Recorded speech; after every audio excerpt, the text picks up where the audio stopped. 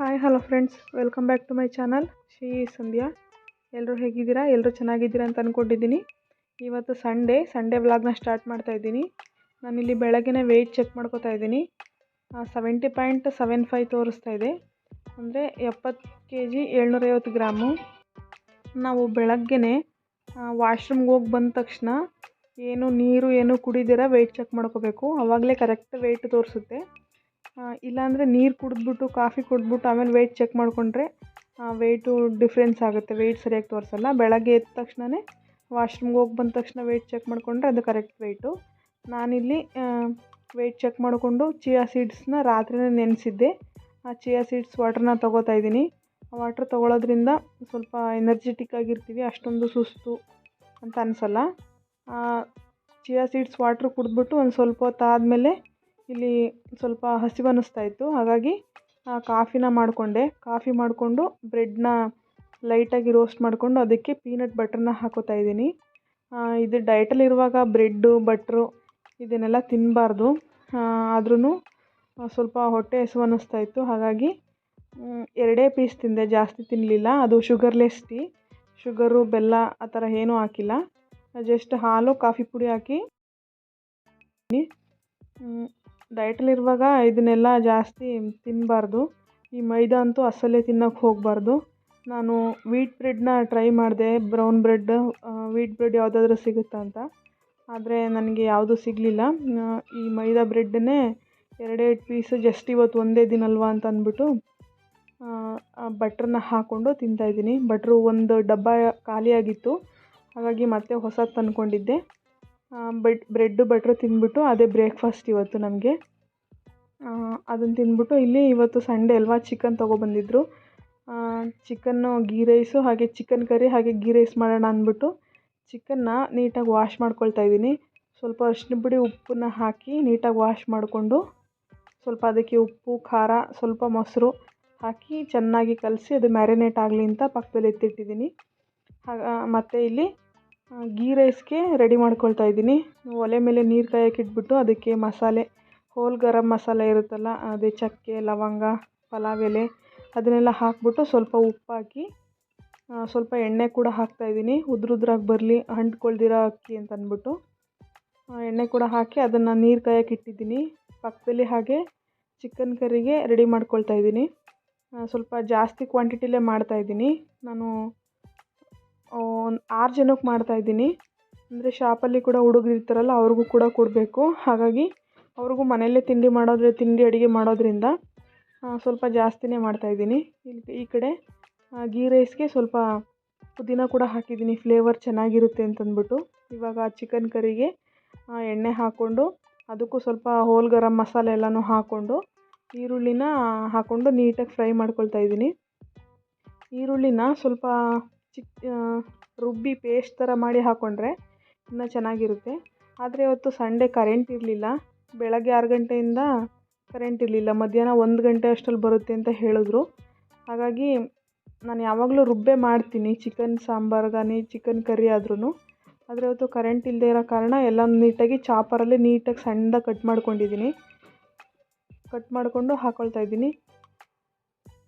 ಈ ಕಡೆ ಸ್ವಲ್ಪ ನಿಂಬೆಹಣ್ಣು ಕೂಡ ಹಾಕಿದ್ದೀನಿ ಗೀ ರೈಸ್ಗೆ. ನಿಂಬೆಹಣ್ಣು ಹಾಕ್ಕೊಂಡ್ರೆ ಅನ್ನ ಉದ್ರಾಗಿ ಬರುತ್ತೆ, ಹಾಗೆ ಟೇಸ್ಟ್ ಕೂಡ ಸ್ವಲ್ಪ ಚೆನ್ನಾಗಿರುತ್ತೆ. ಅದನ್ನು ಹಾಕ್ಕೊಂಡು ಅಕ್ಕಿನ ಒಂದು ಅರ್ಧ ಗಂಟೆ ಮುಂಚೆನೇ ನೆನೆಸಿಟ್ಟಿದ್ದೆ, ಬಾಸ್ಮತಿ ರೈಸ್ ತೊಗೊಂಡಿದ್ದೀನಿ ಇಲ್ಲಿ. ಅದನ್ನು ಇವಾಗ ಕುದಿಯೋ ನೀರಿಗೆ ಹಾಕ್ಬಿಟ್ಟು ನೀಟಾಗಿ ಒಂದು ಮಿಕ್ಸ್ ಕೊಟ್ಬಿಟ್ಟು ಬೇಯಿಸ್ಕೊಂಡ್ರೆ ಒಂದು 70% ಬೇಯಿಸ್ಕೊಂಡ್ರೆ ನೀಟಾಗಿ ಕುಕ್ಕಾಗಿರುತ್ತೆ. ಈ ಕಡೆ ಕರಿನ ಮಾಡ್ತಾಯಿದ್ದೀನಲ್ಲ, ಅದನ್ನು ಕೂಡ ಆವಾಗವಾಗ ತಳ ಹಿಡಿದ್ಬಿಡುತ್ತೆ ಅಂದ್ಬಿಟ್ಟು ನೀಟಾಗಿ ತಿರುಗ್ಕೊಳ್ತಾ ಇದ್ದೆ. ಇವಾಗ ಶುಂಠಿ ಬೆಳ್ಳುಳ್ಳಿನ ಜಜ್ಜಿಟ್ಕೊಂಡಿದ್ದೆ. ಕರೆಂಟ್ ಇಲ್ಲ ನೋಡಿ ಪೇಸ್ಟ್ ಮಾಡೋಕ್ಕೆ.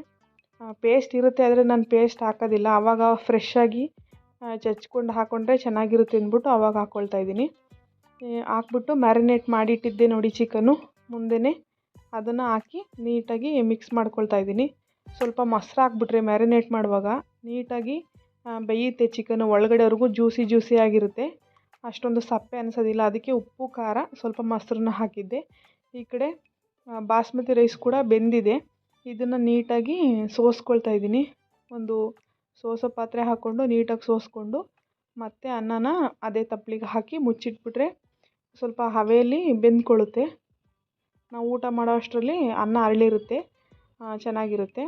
ಟೇಸ್ಟು ಕೂಡ ತುಂಬಾ ಚೆನ್ನಾಗಿ ಬಂದಿತ್ತು ನೋಡಿ. ತುಂಬ ಚೆನ್ನಾಗಿ ಉದ್ರಾಗಿ ಬರುತ್ತೆ. ಸ್ವಲ್ಪ ಎಣ್ಣೆ ಸ್ವಲ್ಪ ನಿಂಬೆಹಣ್ಣು ಹಾಕ್ಕೊಂಡ್ರೆ ಅದನ್ನು ಇಲ್ಲಿ ಮತ್ತೆ ವಾಪಸ್ಸು ಅದೇ ಪಾತ್ರೆಗೆ ಮಾಡಿದ ಪಾತ್ರೆಗೆ ಹಾಕಿ ಮುಚ್ಚಿಡ್ತಾ ಇದ್ದೀನಿ. ಹಾಗೆ ಮಧ್ಯೆ ಮಧ್ಯೆ ಚಿಕನ್ ಕರಿನೂ ಕೂಡ ಕಲಿಸ್ಕೊಳ್ತಾ ಇದ್ದೀನಿ.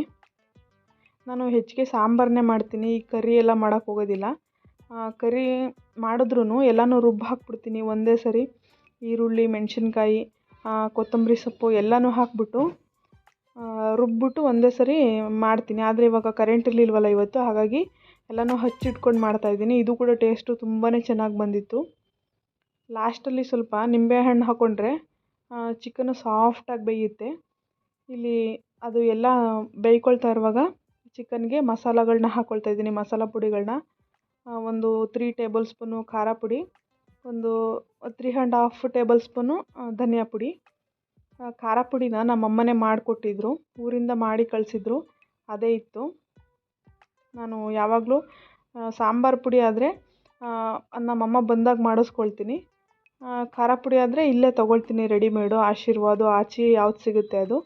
ಆದರೆ ಈ ಸರಿ ಅಮ್ಮನೇ ಮಾಡಿಕೊಟ್ಟಿದ್ರು ನೋಡಿ. ಇವಾಗ ಕರೆಂಟ್ ಬಂತು, ಹಾಗಾಗಿ ತೆಂಗಿನಕಾಯಿನ ರುಬ್ಕೊಳ್ಳೋಕ್ಕೆ ಅಂತ ಕಟ್ ಮಾಡ್ಕೊಳ್ತಾ ಇದ್ದೀನಿ. ಕರೆಂಟ್ ಬರೋದಿಲ್ವೇನೋ 1 ಗಂಟೆವರೆಗೂ ಅಂತ ಅಂದ್ಕೊಂಡಿದ್ವಿ, ಹಾಗೆ ಅಂತ ಅನೌನ್ಸ್ ಕೂಡ ಮಾಡಿದರು. ಆದರೆ ಬಂತು ಇವಾಗ ಕರೆಂಟು. 12 ಗಂಟೆ ಆಗಿತ್ತು, ಅಷ್ಟು ಬೇಗನೆ ಬಂತು. ಹಾಗಾಗಿ ಕಾಯಿನೂ ಕೂಡ ರುಬ್ಕೊಂಡು ಹಾಕೊಳ್ಳೋಣ ಅಂದ್ಬಿಟ್ಟು ಕಾಯಿನೆಲ್ಲ ಈ ಥರ ಚಿಕ್ಕದು ಕುಡ್ಲಲ್ಲಿ ಎಬ್ಕೊಳ್ತಾ ಇದ್ದೀನಿ. ಅದನ್ನು ಹಾಕ್ಬಿಟ್ಟು ಇವಾಗ ಮಸಾಲೆ ಪುಡಿ ಎಲ್ಲ ಆವಾಗಲೇ ತೆಗೆದಿಟ್ಕೊಂಡಿದ್ನಲ್ಲ ಅದನ್ನೇ ಹಾಕಿ ನೀಟಾಗಿ ಕಲಿಸ್ಕೊಳ್ತಾ ಇದ್ದೀನಿ. ನಮ್ಮ ಮನೆಯವರು ಇನ್ನೂ ಆಗಿಲ್ವಾ ಅಂತ ಬಂದು ಒಂದು ಸರಿ ಚೆಕ್ ಮಾಡ್ಕೊಂಡು ಹೋಗ್ತಾ ಇದ್ದಾರೆ. ಈ ಅಡುಗೆ ಮಾಡುವಾಗ ಆವಾಗವಾಗ ಗಲೀಜಾಗಿರೋ ಪಾತ್ರೆಗಳನ್ನೆಲ್ಲ ನಾವು ಆವಾಗವಾಗನೇ ತೊಳೆದಿಟ್ಕೊಂಡ್ಬಿಟ್ರೆ ಆಮೇಲೆ ಕೆಲಸನೂ ಈಸಿ ಆಗುತ್ತೆ ನಮಗೆ. ಇವಾಗ ನೋಡಿ ರುಬ್ಬಿದ್ನೆಲ್ಲ ರುಬ್ಬಿರೋ ಕಾಯಿನ ಹಾಕ್ಬಿಟ್ಟು ನೀಟಾಗಿ ಒಂದು ಮಿಕ್ಸ್ ಕೊಡ್ತಾಯಿದ್ದೀನಿ. ಇಲ್ಲಿ ಹಾಗೆ ಚಪಾತಿನೂ ಕೂಡ ಮಾಡ್ಕೊಳ್ಳೋಣ ಅಂದ್ಬಿಟ್ಟು ಚಪಾತಿ ಹಿಟ್ಟನ್ನ ಕಲಿಸ್ಕೊಳ್ಳೋಕ್ಕೆ ಚಪಾತಿ ಹಿಟ್ಟು ತೊಗೊಂಡಿದ್ದೀನಿ 1 ಕಪ್ಪು. ಹಾಗೆ ಅದು ಹಾಕಿದ್ನಲ್ಲ ಪೌಡರು, ಅದು ಅಗಸೆ ಬೀಜದ ಪೌಡರು. ನಾನು ಆವಾಗವಾಗ ಈ ಥರ ಪೌಡರ್ ಮಾಡಿ ಖಾಲಿ ಆದಾಗ ಪೌಡರ್ ಮಾಡಿ ಇಟ್ಕೊಳ್ತಾ ಇರ್ತೀನಿ. ಈ ಅಗಸೆ ಬೀಜನ ತಿನ್ನೋದ್ರಿಂದ ತುಂಬಾ ಒಳ್ಳೆಯದು, ವೆಯ್ಟ್ ಲಾಸ್ಗೂ ಹೆಲ್ಪ್ ಆಗುತ್ತೆ. ಹಾಗೆ ಹಾರ್ಟ್ ಡಿಸೀಸಸ್ ಬರೋದು ಕಡಿಮೆ ಆಗುತ್ತೆ ಅಂತಂದ್ಬಿಟ್ಟು ಅಗಸೆ ಬೀಜನ ತಂದು ಲೈಟಾಗಿ ರೋಸ್ಟ್ ಮಾಡಿ ಪೌಡ್ರ್ ಮಾಡಿ ಇಟ್ಕೊಳ್ತೀನಿ. ಯಾವುದಾದ್ರೂ ಚಟ್ನಿಗೆ, ಈಗ ಚಪಾತಿ ಕಲಿಸುವಾಗ ಏನಾದರೂ ರೊಟ್ಟಿ ಮಾಡಿಕೊಂಡಾಗ ಈ ಥರ ಹಾಕ್ಕೊಂಡು ಕಲಿಸ್ಕೊಂಡ್ರೆ ಚೆನ್ನಾಗಿರುತ್ತೆ. ಇಲ್ಲಿ ಚಪಾತಿನ ಅರ್ದ್ಬಿಟ್ಟು ಬೇಯಿಸ್ಕೊಳ್ತಾ ಇದ್ದೀನಿ. ಇವತ್ತು ಫುಲ್ಕ ಏನು ಮಾಡ್ತಿಲ್ಲ, ಎಣ್ಣೆ ಹಾಕೇ ಬೇಯಿಸ್ಕೊಂಡು ಎಲ್ಲ ರೆಡಿ ಆಯಿತು. ಊಟ ಮಾಡ್ತಾಯಿದ್ದೀವಿ. ಚಿಕನ್ ಸಾಂಬಾರು ಅಂದಮೇಲೆ ಈರುಳ್ಳಿ, ನಿಂಬೆಹಣ್ಣು ಎಲ್ಲ ಇದ್ರೇ ಚೆನ್ನಾಗಿರುತ್ತಲ್ವ. ಸೌತೆಕಾಯಿ ಒಂದು ಸಿಗಲಿಲ್ಲ, ಅದೊಂದು ಮಿಸ್ಸಿಂಗು. ಸೌತೆಕಾಯಿ, ಈರುಳ್ಳಿ, ನಿಂಬೆಹಣ್ಣು ಹಾಕ್ಕೊಂಡು ಚಿಕನ್ನ ತಿಂತಾಯಿದ್ರೆ ಡಯೆಟ್ಟು ಎಲ್ಲ ಮರ್ತು ಹೋಗ್ಬಿಡ್ಬೇಕು.